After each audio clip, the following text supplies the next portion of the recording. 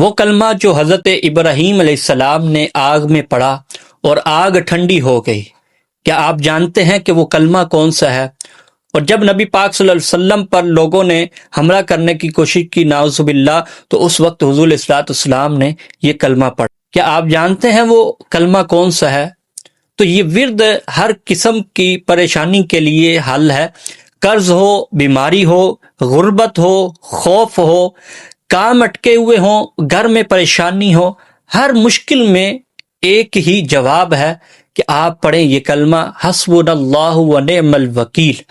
نبی پاک صلی اللہ تعالی علیہ وآلہ وسلم نے فرمایا جب بھی مشکل آئے یہ کلمہ پڑھو۔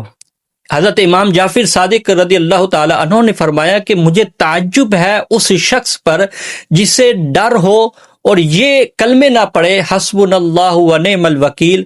اور اس کا مطلب کیا ہے؟ اللہ مجھے کافی ہے، و نعم الوکیل، کیا ہی اچھا کارساز ہے۔ تو لہٰذا یہ بہت مجرب عمل ہے، بس یہی یقین رکھیں اور اللہ پر بھروسہ رکھیں۔ آج سے ہی ہر مشکل میں، ہر خوف میں، ہر پریشانی میں آپ بس یہ ورد پڑھیں حسبنا اللہ و نعم الوکیل، اللہ پر بھروسہ رکھیں، تو انشاءاللہ آپ کا خوف ختم ہو جائے گا، کاروباری بندش ختم ہو جائے گی، آپ کی مشکلات حل ہو جائیں گی۔ اللہ تبارک و تعالی عمل کی توفیق عطا فرمائے۔